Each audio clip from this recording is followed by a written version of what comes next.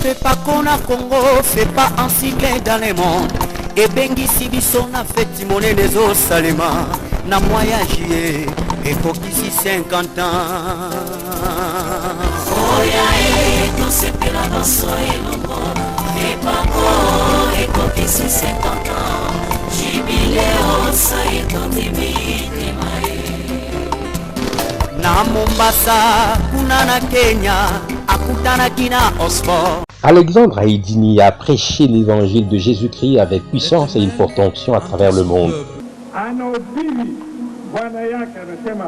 Ugonjwa yako hii kama unakumba kwa Israeli atapona. Atei kwa na yalodi na malaki na yao soko kumi na ngona Israeli okobika solo. Ela pese sometre en disant comme on l'a dit une fois tu arrives en Israël tu seras guéri. Profeti kukwetu atakuombea. Ezali na prophète kuna na mboka na biso akobonja la pona hiyo. Il y a un prophète dans notre pays, s'il prie pour toi tu seras guéri. Otapona. Okobika tu seras guéri. Injili unasipata habari hii kusema kuja na ugonjwa yako atakuombea, unapata habari hii.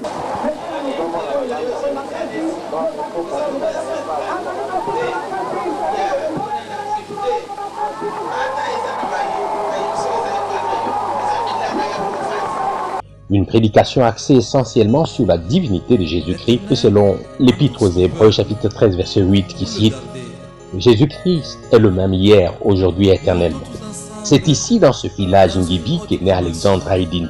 Né des parents modestes après une catastrophe familiale qui a emporté tous ses aînés dans l'au-delà.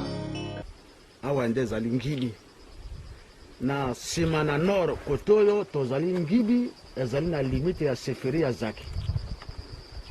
Na ouest azali na limite ya seferi ya Logobleba. Na nord ezali na Kakwa.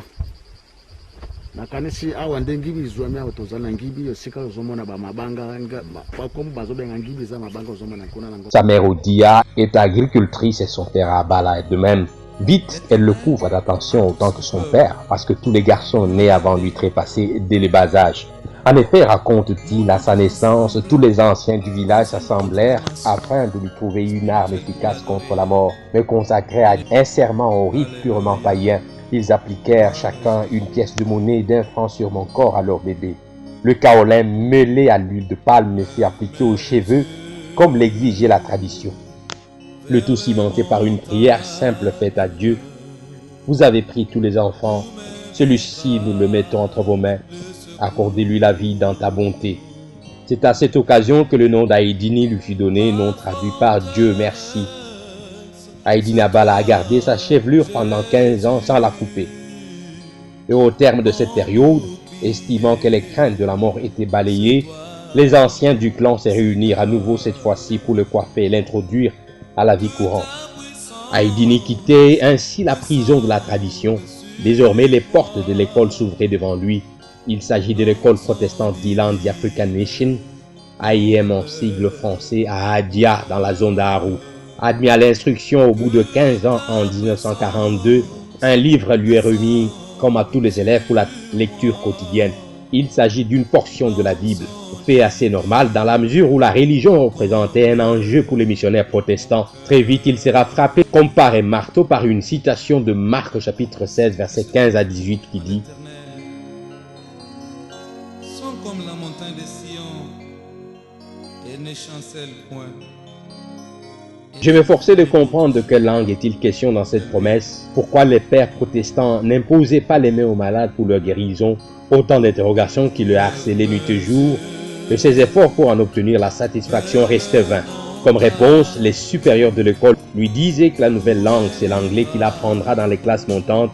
Pour ce qui concerne les miracles qui doivent accompagner ceux qui croient, on lui dit que cette période où ce genre de signes s'accomplissait est déjà révolue, que c'était la période des premiers disciples de Jésus après sa résurrection. Ces arguments ne le convainquirent pas. Haïdini restait obsédé par l'idée que ces paroles de Jésus doivent plutôt continuer à s'accomplir.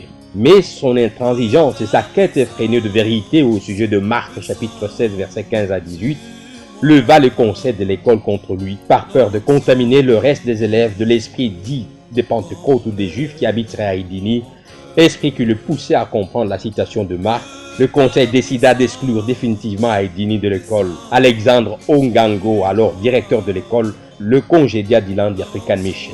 Personne ne pouvait s'imaginer les conséquences qu'allait engendrer cette exclusion. En effet, c'est dit Alexandre Aïdini, c'est ici à l'école où je suis admis et qu'on m'a remis le Nouveau Testament pour étude. Comment admettre que lorsque je pose une question de compréhension, au lieu de me répondre, c'est plutôt le renvoi de l'école. Aïdini se ravisa et se révolta contre la Bible et contre tout porteur de celle-ci. Il considérait désormais tout utilisateur de la Bible comme menteur et il s'en irait en guerre contre lui pour se venger de son exclusion de l'école. Il forma un gang de saboteurs et devint très vite un pugiliste. Il excella dans les raids contre tous les évangéliques. Il contracta de la magie et devint fort redoutable dans les combats. Mais un bon jour, un homme de Dieu très connu arriva au Kenya pour y tenir une croisade d'évangélisation et de guérison. Toute la région parlait du puissant ministère de guérison de cet homme. Aïdini et sa bande résolurent de se rendre à Mombasa afin de saboter l'évangéliste et le battre. En cette période, il travaillait comme chauffeur du consul de Belgique. Il avait rencontré ce consul à Ouatsa. Et par la suite, ils durent se déplacer pour l'Ouganda. Et c'est depuis l'Ouganda, après avis favorable du consul l'autorisant à faire un voyage privé, qu'Aïdini embarque sa cohorte à bord du Land Rover prise en location. Il amena aussi une aveugle du nom de Chibuka, la mère de l'un de ses acolytes. Pour lui, les évangélistes qui opèrent des guérisons s'arrangent avec les malades pour produire des faux témoignages. Une façon de contourner ces arrangements et prouver la véracité des miracles consistait à amener personnellement un aveugle. Mais sur leur itinéraire, Aïdini entendit une voix lui chuchotant de façon audible à l'oreille. « Aïdini Alexandre, cesse de te battre contre ton Dieu. » Cette fois ne fut entendue par aucun de ses compagnons sauf lui-même. Il ferma alors les yeux et fit une prière. Un phénomène curieux aux yeux de ses compagnons étonnés par ses paroles. « Mon Dieu, si c'est toi qui me parles, donne-moi la force d'aller battre cet imposteur qui vient nous prêcher du mensonge en ton nom. Si tu existes, guéris cette femme et je vais te servir. Sinon, je vais rosser ce prédicateur. » Ils continuèrent leur voyage et la voix se fit entendre à nouveau auprès de lui en disant « Aïdini Alexandre, il te sera difficile de régimer contre les aiguillons. » Là-dessus, son cœur se mit à battre très rapidement. Il fut pris de remords, ne sachant plus se contenir. Arrivé à Mombasa, le 3e jour de la campagne, Aïdini et sa bande se repartirent les différents côtés du lieu de la campagne pour contrôler tout mouvement du prédicateur de la foule. Lui-même accompagné de la femme aveugle, alla se poster en face du prédicateur au bas du podium pour, se dit-il, sauter le premier sur lui et le tabasser.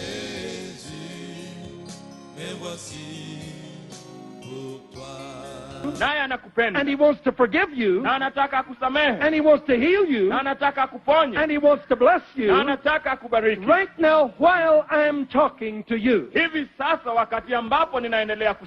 Luke chapter 18. Luka mlango wa 18. Verse 27. Kifungu cha 27. Jesus is speaking. Yesu anasema hapa. The things that are impossible with men are possible with God. Mambo yasiyowezekana kwa mwanadamu yanawezekana kwa Mungu. Mais fait assez étrange cependant, Aïdini Alexandre, qui respirait la vengeance cruelle contre les évangéliques, depuis son exclusion de l'école, se mit à exhorter cette femme aveugle de croire, confesser ce péché en vue de recevoir la guérison lorsque le prédicateur viendra prier pour les malades. C'était un certain 10 février 1957. Ils assistèrent à la campagne et quand l'évangéliste L. Osborne se mit à prier pour les malades, Aïdini exhorta de nouveau l'aveugle et spectaculairement, elle fut la première personne à recouvrer la vue après la prière. Elle se présenta au podium où se tenait le prédicateur et s'exprimant devant la foule pour dire comment, aveugle qu'elle était, elle a pu recouvrer la vue. La guérison de cette femme sonna le glas de l'entreprise révoltée d'Aïdini Abala. Sa bande se disloqua au soir même de la campagne. Seul, il reprit sa Land Rover et rentra au guest house. Mais la nuit était longue et agitée pour lui. Un peu comme le roi Assyrus dans l'affaire de Mardoché, Aïdini ne ferma pas l'œil cette nuit-là. Il fondait en larmes et de remords l'étouffaient au regard de tout le mal qu'il avait porté aux évangéliques. Il convient d'ailleurs de signaler que cette période était longue et il portait le surnom de Nzambe Azate, traduit en français par Dieu n'existe pas. Mais cette nuit, Dieu existe bel et bien pour lui. Tôt le lendemain matin, Aïdini se rendit au lieu de la croisade et exprima son désir de donner sa vie au Seigneur Jésus. Lorsque l'heure de la croisade sonna, le prédicateur s'avança pour dire son message. Mais Aïdini leva son doigt tel un écolier dans une salle de classe qu'il fut invité par le prédicateur au podium, il indiqua clairement qu'il voulait se convertir et donner sa vie au Seigneur. Il raconta la promesse qu'il avait faite à Dieu de se convertir et le servir si jamais la femme aveugle, mère de son disciple, guérissait. Après ce témoignage, l'évangéliste Osborne demanda si dans la foule quelqu'un voulait recevoir Jésus dans sa vie à l'instar d'Alexandre. Plus de 5000 personnes s'avancèrent devant l'estrade.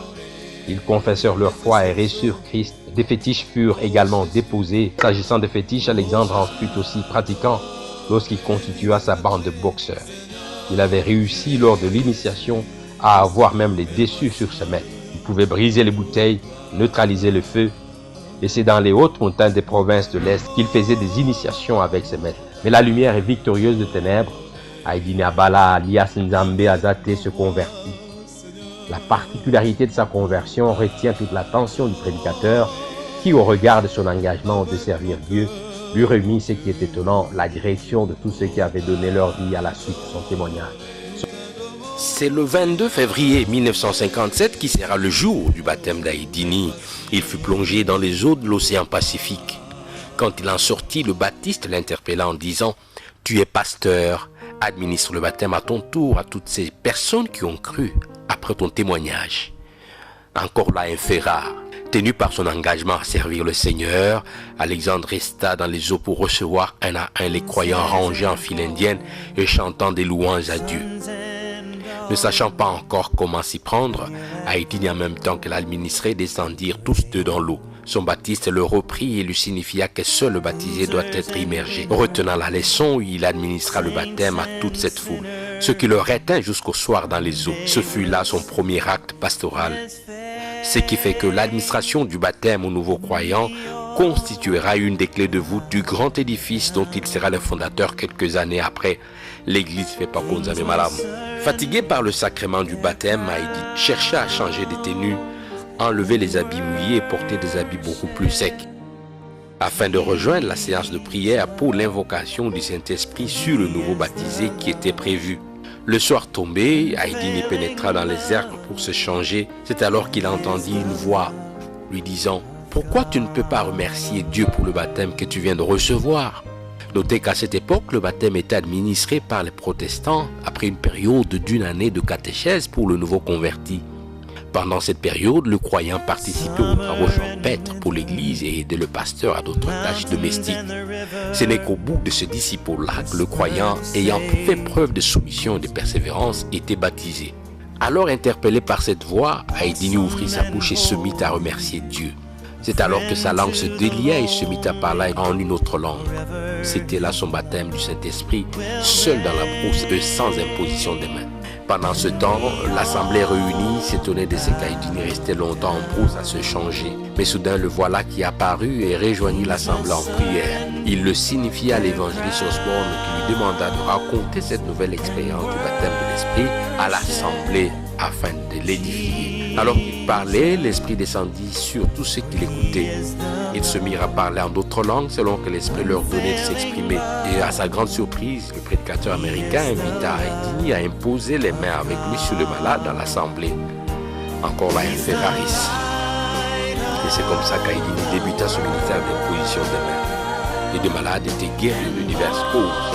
Ce deuxième acte, après le baptême d'eau, caractérisera le ministère évangélique de l'apôtre Alexandre Aïdini Abala en Afrique et dans le monde.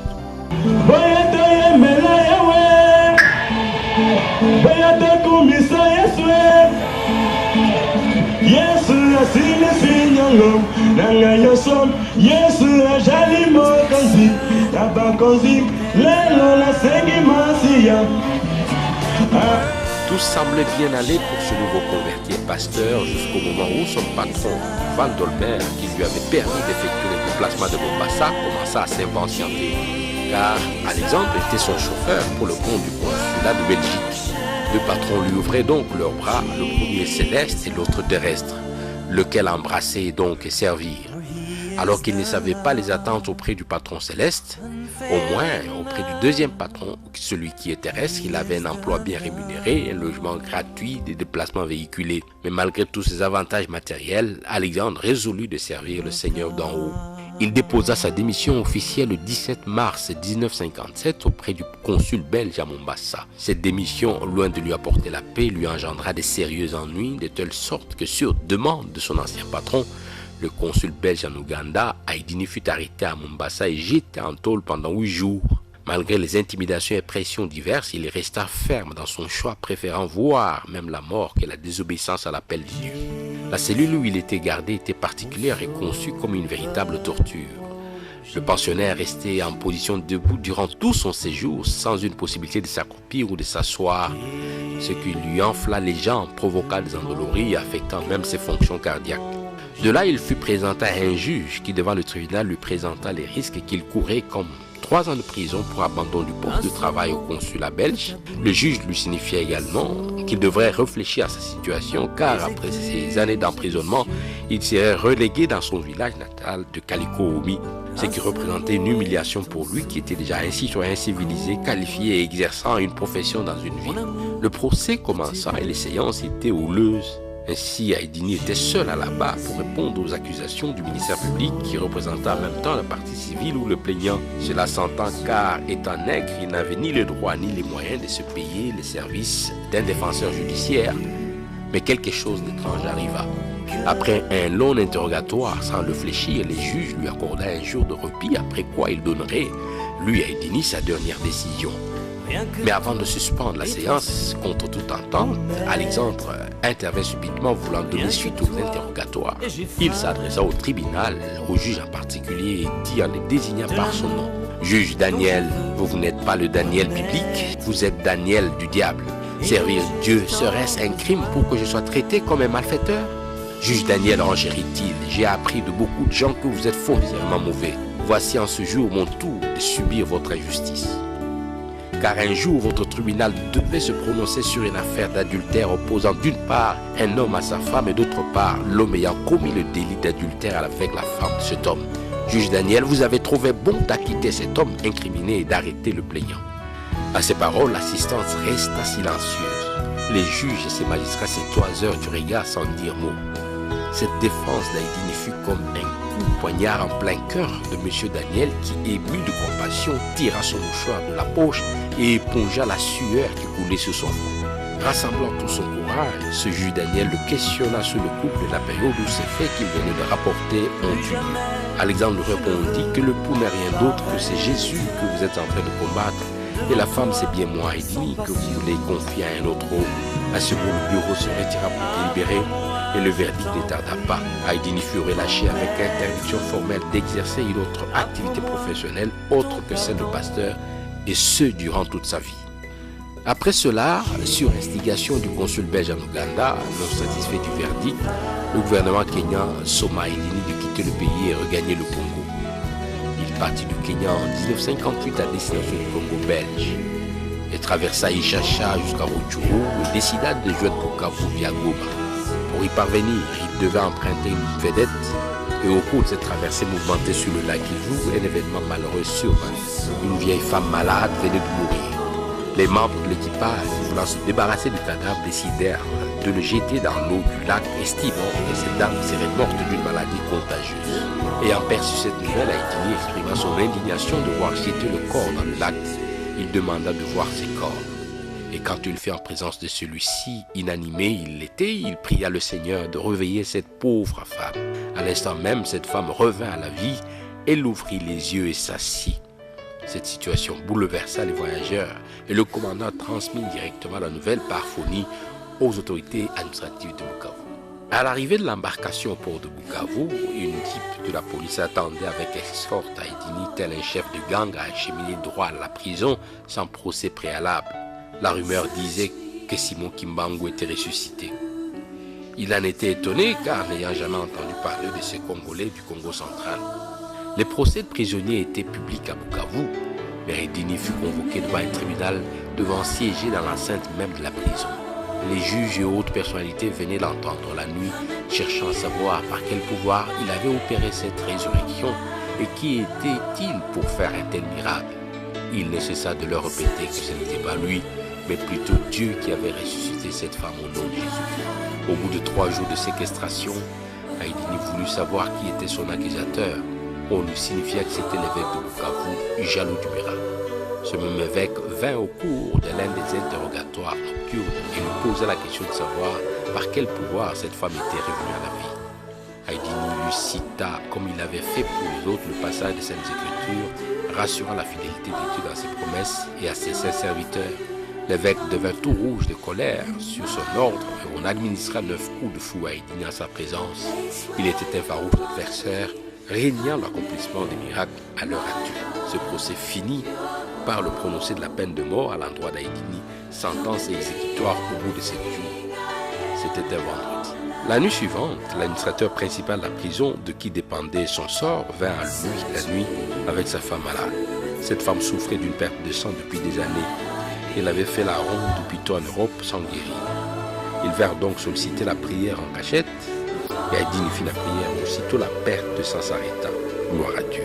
Le couple s'éclipsa et revint 3 jours plus tard avec des mets délicieux de gastronomie belge pour offrir à l'évangéliste Alexandre. Dans l'entretemps, le délai d'exécution de la sentence de mort contre Haïdini approchait. Plus que 2 jours restés, et l'administrateur dévoila à sa femme le sort qui attendait l'évangéliste. Ce qui provoqua l'onde de choc dans cette femme qui décida de se suicider si on venait à exécuter cette sentence. Devant ce défi lui lancé, l'administrateur principal, M. Scott, rencontra Haïdini et l'interrogea sur ses vraies origines. Quelle ne fut pas sa confusion? Celui-ci lui dit, Haïdini donc, qu'il était un sujet belge et il lui tendit un passeport belge obtenu de son ancien patron, le consul belge en Ouganda. Grand étonnement pour ce juge, grand étonnement pour M. Scott. Il résolut donc d'organiser l'évasion d'Haïdini avant le jour fatidique, mais pour quelle destination? Alexandre lui donna donc l'adresse de son frère. À la nuit tombée, on lui remit sa valise et une somme de 2000 francs. Un agent territorial le conduisit à Bujumbura, où il prit un vol Sabena à destination d'Entebbe en Ouganda. De là, il prit un train jusqu'au Kenya. Pendant ce temps, à Bukavu, l'évêque fit un constat amer. La disparition d'Alexandre Haïdini de la prison ce même jour où le supplice l'attendait. Une nouvelle rumeur trouva l'occasion donc de circuler, le faisant passer pour un magicien ayant disparu mystérieusement. De retour au Kenya, donc, l'évangéliste Alexandre s'inscrit à l'école biblique et obtint sa licence. On lui confia la direction d'une paroisse à Kongoya, une localité de Mombasa. Et après un stage en Israël, Alexandre Haïdini devint donc pasteur à Kongoya. 2 ans après son exfiltration de la prison de Bukavu, le Congo belge accéda en 1960 à l'indépendance. Et devant la période trouble qui a émaillé cette accession à l'indépendance, le couple Scott partit de Bukavu en direction du Kenya, empruntant le même itinéraire qu'Alexandre Haïdini 2 ans plus tôt. Et arrivé au Kenya, ils cherchèrent à le rencontrer. Peu de temps après, les missionnaires le recommandaient pour une formation biblique aux États-Unis. Et comme Dieu ne fait jamais des choses par hasard, c'est ce Scott qui servit d'interprète à Dale Osborne lors de son passage à Kinshasa en 1969 pour la première campagne d'évangélisation. Un jour alors, établi dans un village à la frontière somalo-kenyane, le pasteur Haïdini, prenant son repas du soir, vit 2 personnes tout essoufflées se présentant devant sa porte et disant « Pasteur, nous venons te chercher afin que tu ailles prier pour notre père qui est très malade. » Il les invita à dîner avec lui, mais ils s'excusèrent, préoccupés qu'ils étaient par l'agonie de leur père. Les ayant fixés du regard, le pasteur lut leur peine et ému de compassion, il arrêta de manger, se lava et partit avec eux.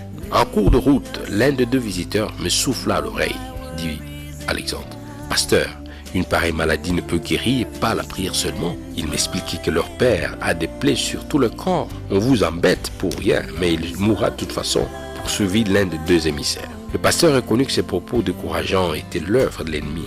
Loin de se décourager, il fut rempli d'une farouche détermination et dit à son interlocuteur « Vos pensées sont celles des hommes et non des dieux. Arrière de moi, Satan incrédule. Vous ne savez pas par quel esprit vous êtes animé. » C'est qu'il les fit définitivement taire et ils continuèrent leur chemin sans échanger un seul mot jusqu'au domicile du malade.